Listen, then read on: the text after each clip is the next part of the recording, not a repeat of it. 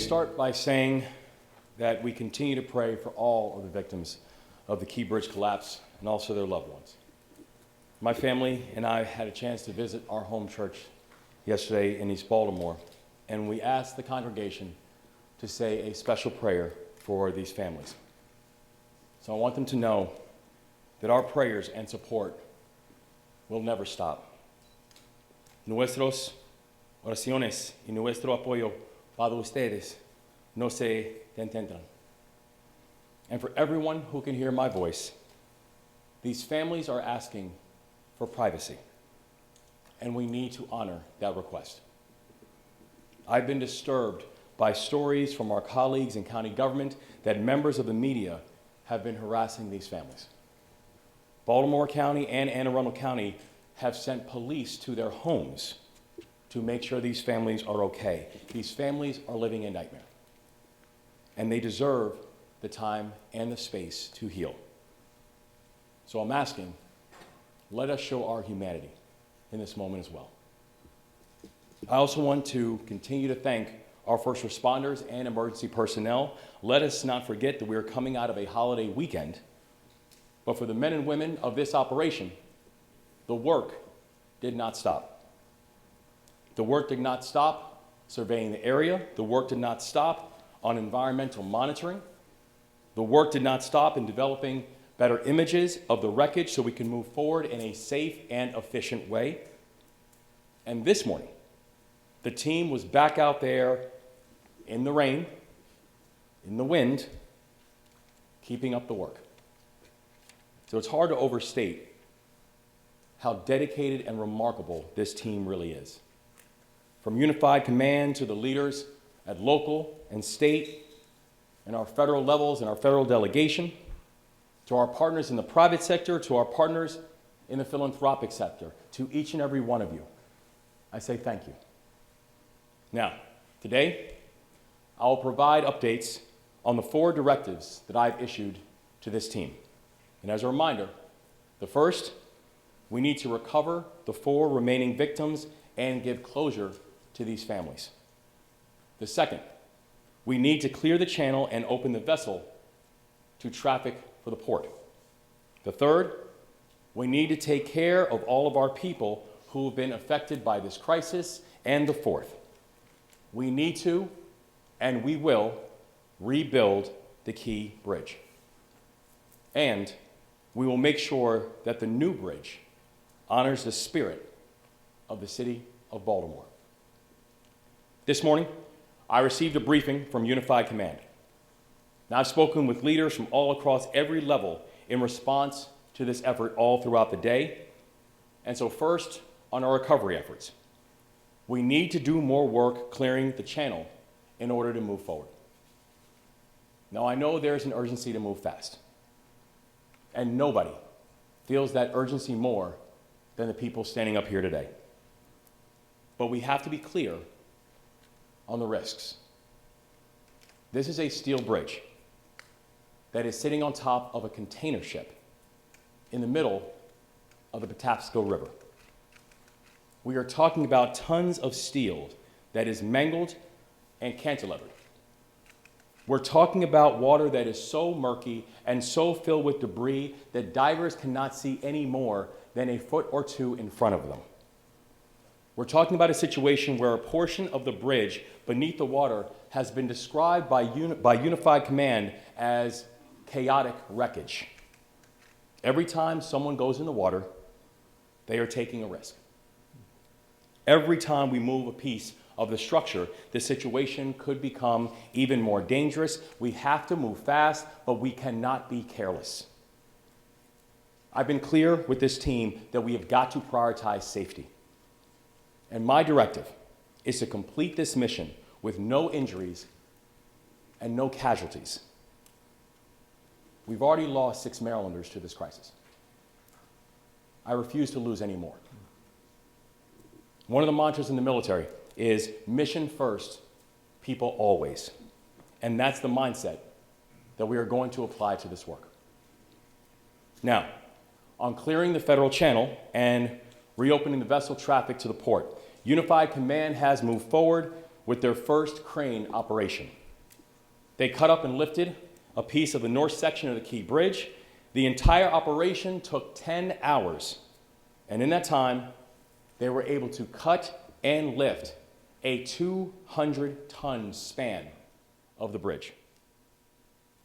Now, when we were getting that briefing, Unified Command said something that really struck me, where the Admiral says this was a relatively small lift. We're talking about 200 tons. We're talking about something that is almost the size of the Statue of Liberty. And what the Admiral said is right. It's a small piece of what we're talking about. The scale of this project, to be clear, it is enormous. And even the small lifts are huge. That's how we have to move forward. A temporary channel on the northeast side of the collapse opened earlier today. It will help us to get more vessels in the water around the site of the collapse. The temporary channel will be marked with government lights to aid navigation and will have a controlling depth of 11 feet. Now, we're also moving forward on creating a southwest channel for deeper draft vessels that will allow for a deeper draw. That channel will measure about 15 feet deep, and it will be open in the coming days. Unified Command has scheduled another lift for later today, pending conditions, specifically pending lightning.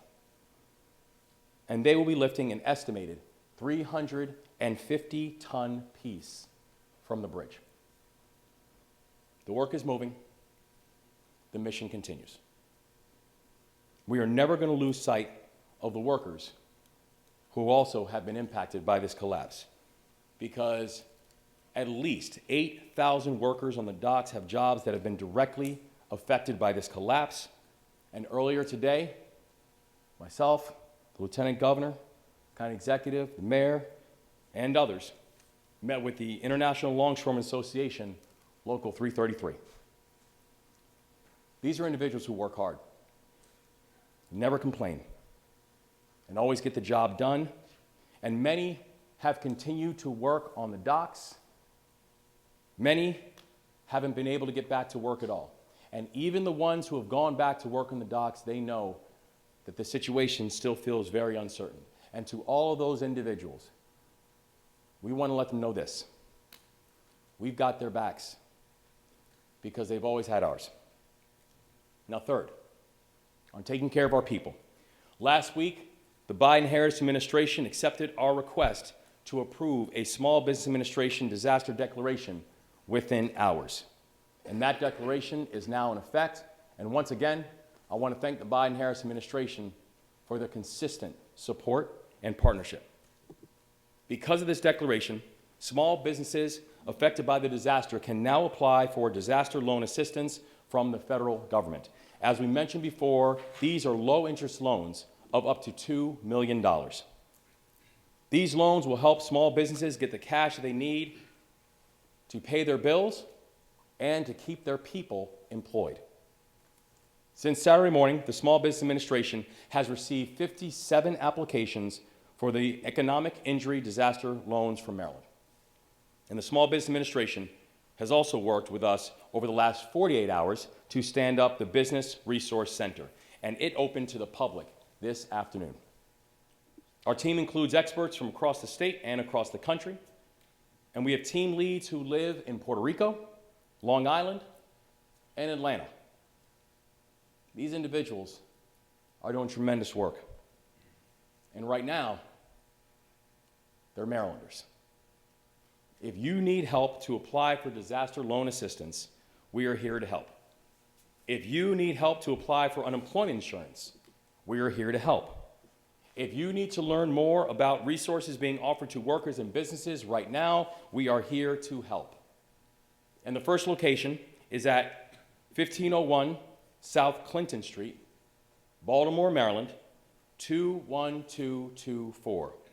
I'll say that address again, 1501 South Clinton Street, Baltimore, Maryland, 21224. Their hours are Monday through Friday, 8 a.m. through 6 p.m., and on Saturdays from 10 a.m. to 2 p.m. And that site includes representatives from the Small Business Administration, from the Maryland Department of Labor, from the Maryland Insurance Administration, from Baltimore City, and thank you, Mr. Mayor, and from Anne Arundel County. If you need help, please show up. Walk in, and we will try to get you the support that you need and merit. We will soon be opening up a second location in Baltimore County. Thank you, County Executive. And I've deputized Lieutenant Governor Runa Miller to lead our efforts on economic and financial recovery. She has been a full partner every step of the way, and I'm grateful for her. I've also ordered the formation of the Intergovernmental Economic Response Team. This team will bring together state and local and federal agencies to coordinate our response to the economic and financial crisis resulting from this collapse. And fourth, on rebuilding. We cannot rebuild the bridge until we clear the wreckage. But I'm telling you, we are going to get this done. We will clear the channel. We will move the dolly. We will rebuild the Francis Scott Key Bridge. What we're seeing right now is Marylanders are rallying. Marylanders are taking care of each other. Marylanders, each and every one of you, you are proving what it means to be Maryland tough and Baltimore strong. And today, we're joined by members of the Maryland Transportation Authority Police Dispatch Team, because in the middle of the chaos, they stepped up to manage the chaos. They provided a calm voice for the officers in the field who were facing an unthinkable challenge. They conducted their work with professionalism and speed and coordination. And it's not lost to me that this is what they do every single day. We are so grateful to each and every one of you and to all your colleagues. And finally, I want to encourage people to follow the work. You can now visit keybridgeresponse2024.com to receive daily updates on our progress and to keep informed. So in a moment, I'm going to hand it over to Admiral Gilreath, who's representing Unified Command, but we're also joined by the following speakers: Superintendent of the Maryland Department of State Police, Colonel Roland Butler; Secretary of the Maryland Department of Transportation, Paul Wiedefeld; Lieutenant Colonel Corey McKenzie from the Maryland Transportation Authority Police; Congressman Kweisi Mfume; Mayor Baltimore City Brandon Scott; and Baltimore County Executive Johnny Olszewski. And I want to thank all of our additional partners for being here today. And now, we'll hand it over to Admiral Gilreath, representing Unified Command. Thank you, Governor. Good afternoon. I'm Rear Admiral Shannon Gilreath. I'd like to give you some updates from the Unified Command. Our number one priority remains reopening the Deep Draft Channel into the Port of Baltimore. Number two, we're going to remove the ship. And number three, we are going to remove the debris from the rest of the waterway. So an update on the number one priority. We continue to dive on that portion of the bridge that is within the Deep Draft Channel. And what we're finding is it is more complicated than we had hoped for initially. As the governor described, and as you heard the state police describe earlier last week, the conditions on the diving, it is very complicated down below. These are still girders, unlike the still girders that you can see that are above the waterline still, which have significant damage. Below the waterline, along the bottom, is very challenging because these girders are essentially tangled together, intertwined, making it very difficult to figure out where you need to eventually cut so that we can make that into more manageable sizes to lift them from the waterway. So we're continuing to dive on that. We've got advanced sonar capability out there helping us map that, but it's turning out to be more challenging than we originally thought it might be, just in trying to determine how they are tangled, and how we're going to eventually cut through them. But we're continuing to work on that, and we've got great engineers helping us and very brave, great divers doing that. But as we've said from the beginning, we have to do this safely. And you heard the governor say that as well today. We have to do this safely. We do not want to injure a single other person in this. And so we're going to move as rapidly as possible, but we're going to continue to do it safely so that we don't take any unnecessary risk there with someone's life or getting them injured. So I really want to thank the divers, and I really particularly want to thank today the Army Corps of Engineers and the U.S. Navy Supervisor Salvage, who are over here to my right, for their work and the work of their contractors that are doing that diving and mapping of that bottom floor there. We're making progress still on removing the ship, and so we've got more cranes coming to help us with that going forward. We're continuing to dive on the ship as well to come up with the exact right plans on how we're ultimately going to remove that. Now, we've made some real progress on the third thing I talked about, and that is removing the debris from the rest of the waterway. And so along those lines, the governor mentioned we conducted our first lift on Saturday of about 200 tons of steel, which was a tremendous mark of accomplishment, but there's more to follow. And we're working on a 350-ton lift today.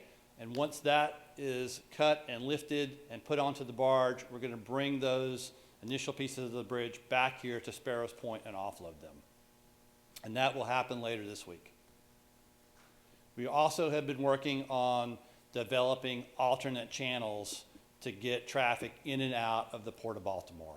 And so I'm proud to announce that we do in fact have an 11-foot channel now just to the north under the first northern part of the bridge that's still standing to be able to transit through there. And we have 2 transits scheduled this evening for some barges and tugs to come out and get out of the Port of Baltimore so they can bring stuff in the future.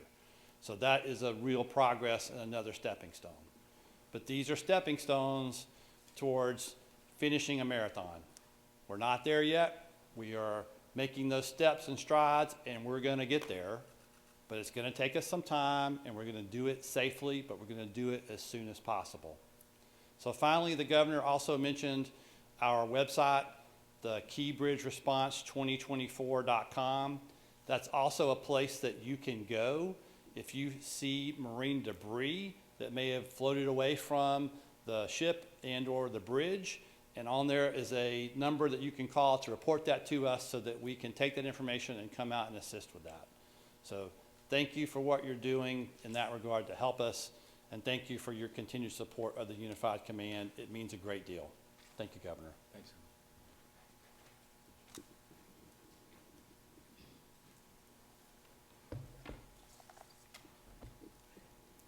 Good afternoon. I'm Colonel Butler of the Maryland State Police. The Maryland State Police continues its efforts as a member of the Unified Command. As Governor Moore mentioned earlier, the brave members of our underwater rescue teams remain on standby. They will resume their recovery efforts once the Unified Command has been notified that it's safe for them to resume diving operations. Our ultimate goal remains to provide closure to all the families who have lost a loved one in this tragic incident.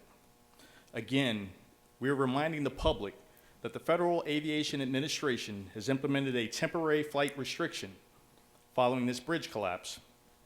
This extends for 3 nautical miles from the center of the bridge and from the surface of the water up 1,500 feet. We want to emphasize the importance of refraining from firing drones in this area. Doing so poses a significant risk to the efforts to remove debris from the water.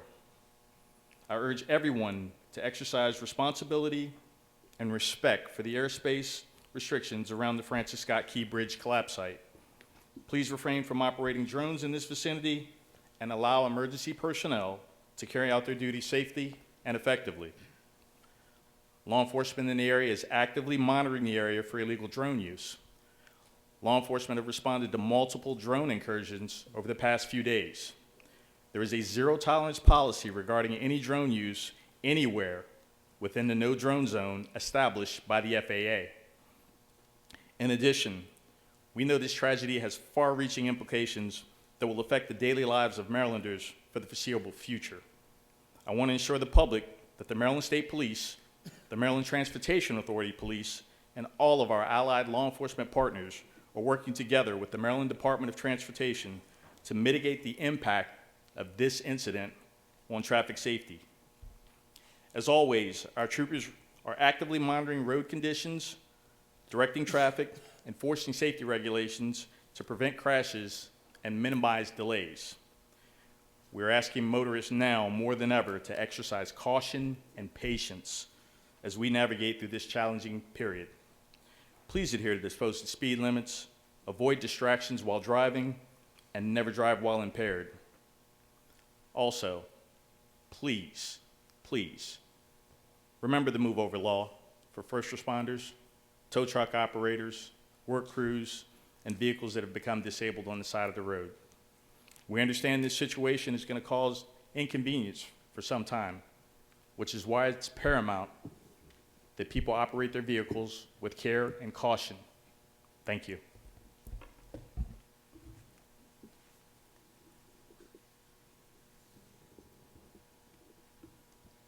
Good afternoon. Paul Wiedefeld, Secretary of Maryland Department of Transportation. I want to echo Governor Moore's extreme thanks and appreciation for our first responders, including the Maryland Transportation Authority police officers who were first on the scene. As Secretary and as Chairman of the Maryland Transportation Authority's board, I cannot stress enough how grateful I am for the life-saving actions of our Maryland Transportation Authority police officers and our dispatchers. Under Governor Moore's leadership, the Maryland Department of Transportation continues to work with our unified command to advance the governor's key directives. Obviously, one of our top priorities is to reopen the shipping channel. Tomorrow marks 1 week since the collapse, and the unified command has already removed several pieces of debris and is working to remove the second largest piece later today. These are significant steps forward. And just so you know, the rain does not impact the team's work. Obviously, lightning and strong winds would. I also want to stress, as has been by the Admiral, the tremendous effort it takes to do this. It's basically plan the work, engineer the work, implement the work, and then go back and do that all over again, as anything may have shifted during this very dangerous operation. Turning to the Port of Baltimore and its operations, it continues to be open, and obviously in much limited fashion, but is open. We are assessing opportunities at the Port of Baltimore, the portions that we control, to improve maintenance and basically take advantage of the reduced work there to deliver maintenance projects that we had planned. Regarding returning cruises, which left Baltimore before the tragedy, yesterday was the first of 2 diverted ships that arrived in Norfolk, Virginia, and offloaded passengers. About 60 buses transported approximately 2,500 Carnival Cruise passengers back to the Maryland Cruise Terminal, where some left their vehicles. Everything ran very smoothly, thankfully. The same thing will happen with the 2,500 Royal Caribbean passengers who are scheduled to return from Norfolk Thursday. Turning to traffic coordination, another primary focus of the department. Tomorrow we expect heavy traffic in the Baltimore region during the morning and evening rush hours as students head back to class and commuters return to their routines. Wet weather is also expected through Wednesday, which will impact commuting times. I strongly recommend everyone to prepare for extra travel time. The department continues to evaluate shifting travel patterns so that we can make necessary adjustments as well. For example, the State Highway Administration has adjusted traffic signals on Maryland 2, Ritchie Highway, and Maryland 157, the Peninsula Expressway, to help alleviate traffic congestion, particularly local traffic congestion. Trucks carrying hazmat materials can no longer travel through the tunnels and must use I-695 West. So again, we're monitoring that very closely as well. And it's also important to keep in mind, we have a tremendous transit system in the Baltimore region. We have a bus system, local system, commuter bus system, light rail, metro subway, and MARC trains. So they are another option for commuters. And I would suggest that you visit our website for commuter benefits that we offer in terms of reduced fares, and also work with employers to promote commuting through transit. In terms of rebuilding the bridge, we continue to work with our federal partners in basically coming up with the innovative design that the governor mentioned, the engineering and the building methods, and we continue to work on that as well so that we can deliver this bridge as quickly and safely as possible. In closing, we work and honor the victims of this tragedy and their families. Please join us in honoring them by making safe choices on the road, as was just outlined by the superintendent. So with that, I'll turn it over to Lieutenant Colonel McKenzie from the Maryland Transportation Authority Police.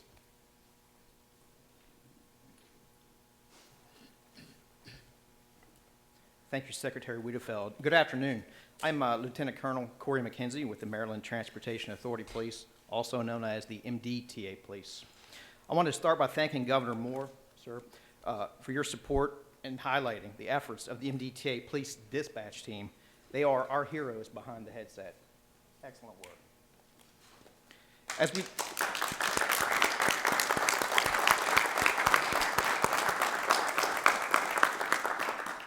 Certainly, as we learned more about the response last Tuesday morning by our officers, our dispatchers, and other first responders, I could not be more proud of their efforts.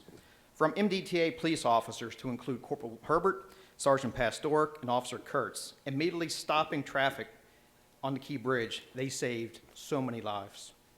To MDTA police officers, Senior Officer Kinsey and Officer Boblitz, who had our Marine unit in the water at the Key Bridge in approximately 15 minutes, which allowed them to rescue a survivor who was clinging to debris and get him to immediate care. There are so many other MDTA police employees, sworn and civilian, deserving of recognition. And certainly we know that the MDTA police team had help from every local, state, and federal agency we could ask for, and we thank everybody for that support. The MDTA Police and the Maryland Transportation Authority are part of the Unified Command Team and will continue to support response effort through their finish. Our overall focus, though, remains at this time on doing our part to recover the 4 remaining victims of this tragedy. You just heard from Secretary Wiedefeld about expected traffic impacts. Our MDTA police team is deploying additional resources to meet the needs of increased traffic at other MDTA facilities and surrounding roadways, but we need your help. Trucks carrying hazmats and also oversized vehicles. There's various restrictions in both the Fort McHenry and Baltimore Harbor tunnels. Please be cognizant of those restrictions. Our commercial vehicle safety unit will have increased presence to enforce these restrictions. Your daily route to work or school may have changed, but traffic safety is our main priority. We thank drivers and the community for their patience and their support. The MDTA Police remains committed to providing safety, security, and service in partnership with the community to all persons who use and work on MDTA facilities and other vital transportation assets throughout the state of Maryland. Thank you for your support, and I'll turn it over now to Congressman Mfume. Thank you. Thanks, sir.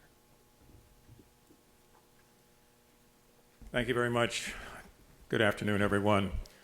Kwesi Mfume, Member of Congress, 7th District of Maryland. I want to just take the few moments I have to do as I've been trying to do each and every time I've addressed you, and that is to point out the Maryland example, the example of leadership in crises, the example that has come together from different aspects of our state and has all taken place under the leadership of Governor Wes Moore, whose heart has been bleeding since this has happened, as has been the case with his partners, Mayor Brandon Scott of Baltimore City, Johnny Olszewski of Baltimore County. And let me just say also on behalf of Senator Van Hollen and Senator Cardin, both of whom could not be here today because of official duties, Team Maryland will remain in place, Democrat and Republican. We are a united delegation to make sure that we're able to move forward. Just a couple of quick things. I'd be remiss if I did not reference 2 groups that are not here. The first group is the family of the victims that have been recovered and those who have not been recovered. Each time we talk to you, we continue to lift them in prayer because it could have been any one of us, quite frankly. And my hats are off to Gustavo Torres and the people of Casa, Maryland, who have embraced that family of men, husbands, and fathers to make sure that their families are able to find some healing in all of this. The other group is the group of the hundreds of men that many of us just left down at the docks, the longshoremen of Local 333 and 953 and the other locals under the leadership of Scott Cowan, who have gathered together, recognizing that they are going to be affected in a way that they never thought and that their jobs are at risk, but who are so committed to doing everything they can on their end to make sure that we get through this together. They, like myself, many of them remember this bridge before it became a bridge, when for 5 years, having grown up not far from here, I watched that construction and watched that opening. And so all of our hearts break at what's left out there. But the governor is right, and I hope that he will always be deliberately redundant, as he has been, about the fact that that bridge will be re-erected again and that this port will be open for business again. Now, just a couple of quick things on the federal response, and I'll move away. Most of you know that President Biden, to his credit, reached out almost immediately to virtually all of us here to have conversations hours after that about what has happened and the commitment that he has made to the state and the governor and all the people of Maryland is phenomenal. It has reached some criticism by some, but we know that petty minds have petty thoughts. The larger base of Americans realize how valuable this port is to the national economy and to supply lines. President will be here in a couple of days, as you all know, and will be able to speak for himself about what he sees going forward. But having worked under 7 presidents, I can tell you this means a lot. I also spoke with the Speaker of the House, Mike Johnson, over the weekend, who understands the significance of this and who, along with myself, have continually said this is not, and nor should it be, a partisan issue. It's not Democrat or Republican. It's about finding a way to reinstitute the normalcy that was in place here before last Tuesday morning. And I've spoken with Tom Cole, the ranking Republican of the Appropriations Committee, who long before I had a chance to call him went on television to talk about how dedicated he is and will be to making sure that this is taken care of. So we hope that the Maryland example, that is an example of people working together, is an example that moves us forward beyond this and unfortunately beyond what we know will be future tragedies in our future. I'm just glad to be a part of this team. Thank you all very much. Let me bring forward the mayor of the city of Baltimore, who's done a yeoman's job, as I indicated before, Mayor Brandon Scott.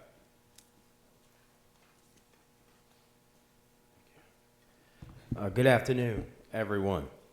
Let me first start off by saying again that our hearts, thoughts, and prayers are with the families of those who we lost. And I want to drive home a point that my governor made earlier. Please give these families the space and time and everything they need to heal. They don't just need it, they deserve it. We should treat them just as we would want someone to treat our family if we were going through this situation. Today, as you know, we had the opportunity to talk to our workers at the port. Hard-working men and women whose work makes so many ports of each and every one of our lives more convenient and easier. These are great people from great Baltimore families who have a history of delivering for us. I feel a special responsibility to them and their families because it was that port that brought my family to Baltimore and provided the opportunities for me. And I know that there are so many others. We have to, and they heard it from us today, and they will hear it from us every single day, that even though, despite the situation in hand, they are in great spirits, but they are also understanding the magnitude of the situation.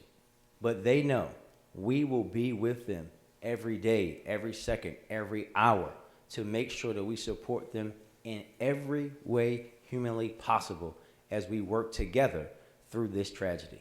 They will not be left out. No human will be left out. We will think about the complete human toll from those families that lost individuals to these workers that over 8,000 who depend on this port. Every single first responder, we will be with them each and every day as we all collectively heal through this tragedy. And lastly, I want to say a big thank you to the Unified Command, Army Corps of Engineers, Navy SUPSAL for their work that's already underway on clearing debris. But saying again that this will not be a quick task. You heard from the Admiral, and the most important thing that each and every one of us can understand is that we will do it quickly, but the right and safe way every single day until we get this channel back open. Baltimore will recover. It will be long. It will be likely a very hard road, but we here in Baltimore are built with grit. Baltimore Old Bay flavored grit, and we're going to show the world what that truly means. Thank you, and I'll turn it over to County Executive Shesky.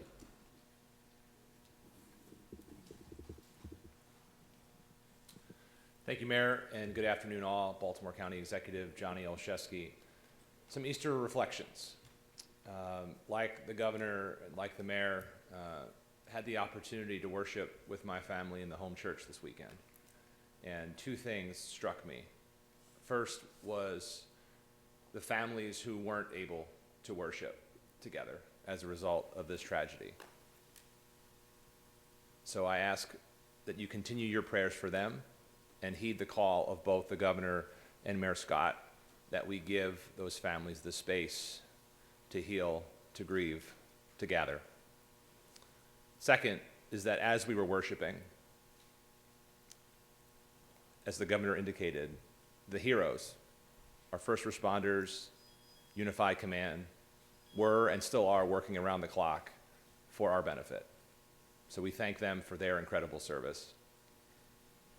We had the chance to meet with our port workers today, and in a reminder of just how interconnected we are, just of the many conversations we had, one was with a former high school classmate, one was with a cousin. So we all feel this in very real and personal ways, and our resolve and commitment to supporting them is determined and focused and unwavering. Closer to home, in Baltimore County, as the governor said, we have soft opened our Dundalk location. We thank the Small Business Administration for providing resources to the Dundalk location, as well as unemployment support. We will make sure that this facility remains open as long as is needed for our families. Lastly, we continue to work with, and we thank the governor, his legislative team, Speaker of the House, Adrian Jones, Senate President Bill Ferguson, and our respective delegations to provide the governor all the support he needs following the conclusion of session to support us. Closer to home, Mayor Scott and I continue to coordinate on what our local response should be, and we'll be working with members of my council, including Councilman Julian Jones, who is here with us today, Chair of the Council Izzy Patoka, and local Councilman Todd Crandall, to ensure that we provide whatever local resources are necessary. It's what we do in local government. City, county, it's all Baltimore, but it's what we do in local government. We fill the gaps, and we'll be here for you. Fortunately, we are a year-round legislature, so we can take whatever action is necessary in the days and weeks ahead. Again, Governor, I'm going to thank you for your leadership, everyone at Unified Command, our first responders, and my partners in government. Thank you. All right, we're going to take questions. We're going to start with the Afro. Thank you. Megan Sales with the Afro News here. Can you share any updates regarding the condition of the Dolly crew members?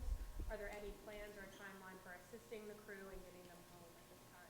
Yes, thank you. So the team, both from Unified Command and also NTSB, has been in close communication with the team from the Dolly.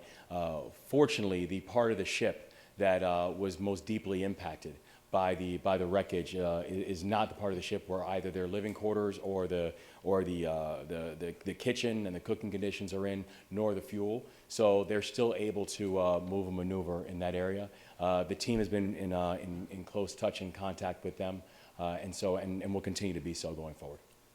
Fox 45. Hi. So the debris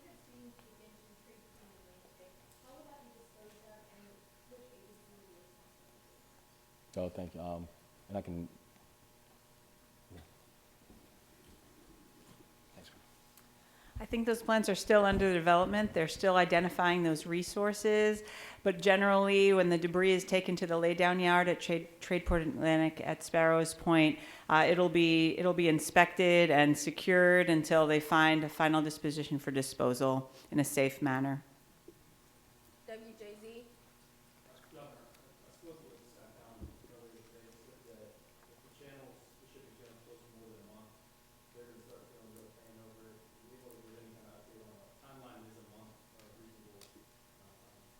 And we know we are going to get that shipping channel opened as quickly and as safely as possible. It is one of the core priorities that we have of being able to open up the channel, get commercial commerce going, and even I think as Admiral Gilreath mentioned earlier, today was an important milestone in the process of beginning to pull the wreckage out, beginning to open up channels. We know we still have more work to do. We know we still have more work to do to get the channels open, particularly the channels that can take that will take the larger ships and require the deeper draw. But we are going to move as quickly and as safely as the conditions continue to operate. WBA? Governor, what's it look like now that you've had a chance to sort of assess the ship situation, getting it out of there? What's the process there in moving it out of the channel? And how much work is that going to take given what's on the ship and the wreckage that's inside? It's a tremendous amount of work. This is a remarkably complicated operation because of all the facets and the assets that have to be involved in it. We currently have 50 assets that are in the water.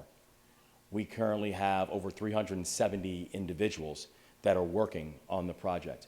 But we know that in order to be able to move the dolly, we have to be able to open up the channel, begin the process of removing the wreckage and the debris, and to remove the dolly, it must also mean we've got to get the key bridge off of the dolly. And we're talking 3,000 to 4,000 tons of steel, metal that's sitting on top of the ship. So it's a remarkably complicated operation. It's the reason that we are so unbelievably grateful to this outstanding team and all these leaders that are here and the people who are putting this work in 24/7, because this is a 24/7 operation. But we are going to get the dolly out, but you cannot overstate the complexity of this operation. Can the ship move? Is there power to the ship? How's that going to work? There's still currently power to the ship, but power to the ship is just one variable when it comes to movement of it. If you look at the ability to move the dolly out, there are still more unknowns than knowns. And there's still a tremendous amount of variables as we're continuing to move the individual debris out that can even just clear the channel and clear the pathway. So there are still things that we just do not yet know about how that's going to translate into timeline. Okay, I'm gonna move to ABC. As you've gotten more information over the past week, have you got a better idea of what happened on that ship? Well, there's a continued investigation going on with NTSB, and the investigation is still in the relative early phases of that investigation. So we will find out what happened. The thing that I know is that I want this process to be done quickly. We need to make sure that people who need to be held accountable are held accountable. And we can't wait for the completion of the investigation to start making the work happen. We've got to prioritize the four lanes that we laid out before, getting a sense of closure and comfort for these families, making sure that we are opening up these channels, making sure that we're taking care of our people, and beginning the process of rebuilding the Francis Scott Key Bridge. And if I could just follow up on the timeline, I know you don't have an exact timeline, but for individuals, for businesses, for institutions that are trying to plan, what are you telling them? Months? Years? We're telling them this is going to be a long road. But the thing that we know is we're going to walk this road together. No one's going to be left behind. And we are going to walk this road together, but it will be a long road. Go to CBS. Admiral Gilreath, what sort of traffic is now flowing along that temporary channel? And can you speak to a potential third channel next to the vessel? Is that why we're seeing the pieces of debris that we're seeing on the north side of the bridge being removed now? So we've been working on 3 alternate channels. The channel that we're opening today is on the northbound side of the bridge, and it is still under a section of the bridge that is still standing. That one will have a controlling depth of 11 feet. So that will be for more shallow draft vessels. The tug and barges that I mentioned today that are going to transit through there are commercial, but it can also be used by some of the boats that we need to move back and forth to get equipment positioned on both sides of the bridge to continue to do surveys and eventually do lifts. The second alternate channel we are working on is on the southbound side of the bridge under the portion that is still standing. And that particular channel we think will be around 15 to 16 feet in depth, which will allow us to move slightly larger vessels and barges through there. We are working with the State of Maryland Department of Transportation and their contractors. There's a pre-existing, not part of this accident, pilings that are in that because we didn't need that for our channel previously. They are working to pull those pilings out. We'll complete that survey and we will remark that one also with Coast Guard buoys so that mariners can safely transit through that. The third alternate channel we're working on is just north of the deep draft shipping channel. That particular channel is what we hope to open by clearing the bridge debris that we're working on right now. And so this will be another significant lift, but there's still much more of that section of the bridge that's going to have to come out before we can open it. That controlling depth, we think, will be somewhere between 20 and 25 feet. And once that's open, that should allow us to move almost all of our tug and barge traffic in and out of the Port of Baltimore once that's opened. Do you have a timeline for that third channel? I don't have a timeline other than we're going to do it as fast as we possibly can, and we're going to do it safely. These girders that we're cutting in that section are 3-foot girders. They are constructed of 1.5 inch steel. They are I-beams that we have to cut through and then lift. So we got to do that safely because we don't want to injure any of the people that are doing the cutting or the rigging or diving even below to do the rigging below when we get down to that section. So we're going to do it as soon as we can, but we're going to do it safely. Just last thing for the governor, you met with the longshoremen today. What immediate assistance is available to those port workers right now? No, we're working in coordination with both members of the General Assembly, with our local elected officials, as well as our fantastic federal delegation, and letting them know that the reality of some of them having not just been at work, but working around the clock, and many of them not having work at all. We're talking about and looking at a number now upwards of 1,800 individuals who just haven't worked, right? So there's a significant urgency that we all feel, that we're all going to move on this, and that we're all going to work in partnership to be able to address. Thank you. I'll take 2 more questions. CNN? Yeah, to clarify, either Governor or Admiral Gilreath, the barges that are going back and forth in the 11-foot deep channel, those are actually carrying commercial goods, some of them, or are they strictly for use in the salvage recovery? The ones that are transiting tonight are commercial barges. I'm not sure whether they have goods on them or not, or they're going to transit somewhere else and then load goods, but they are commercial barges and tugs. They are not part of the response. They were traffic that was trapped inside the Port of Baltimore after the bridge collapsed. WTOP? Right here, sir. Is there any update on the 56 containers containing hazmat, some which are breached? We currently have 3,000 feet of boom that still continues to surround the ships. And from the collections from the boom that we've received and the analysis that has then taken place, what we have seen of the 4,000 containers, 56 had some form of hazmat. And again, I want to remind people when we're talking about hazmat, we're talking about things like perfumes and ion batteries. And what we have is that it is not posing a risk to the public. But we currently have over 3,000 feet of boom that's surrounding the ship. I'm going to take one last question. Fox News. Yes, a 2 quick questions for Admiral Gilreath. Can you describe how many lifts did Gilreath do a day, a little more detail about those operations in the future? And that second for Governor, President Biden said to come on Friday. What are you going to show? What does he need to see in order to understand the situation? So the lifts aren't really a day by day, here's how many we can do a day scenario. It really depends on the size that you're trying to lift and the piece that you can get out. And so some lifts will take a limited amount of time, and other lifts will take a lot larger amount of time to actually set up and rig, depending upon how much we're trying to lift and where we're trying to lift from. So it's not there's this many lifts a day. It is a cut sections, lift those sections, put them on a barge, move to the next section, cut those sections, lift those. It is a continuous process, but there's not a given time for each particular lift. And I'd say the Biden administration has been in touch with us and has been walking with us every step of the way. You know, our phones first started ringing in the middle of the night from the Biden members of the Biden administration. I think each and every one of us were on the phone with the president literally from the first day and throughout. So I think we're thankful that the president is coming to visit. And I think Congressman Mfume, I think he said it so well. You cannot overstate how important it is that the president of the United States is coming to visit.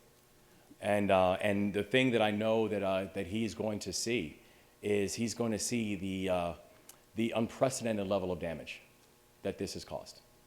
He's going to see the fact that we have a ship that is almost the size of the Eiffel Tower, that weighs about as much as the Washington Monument, that's sitting in the middle of the Patapsco River.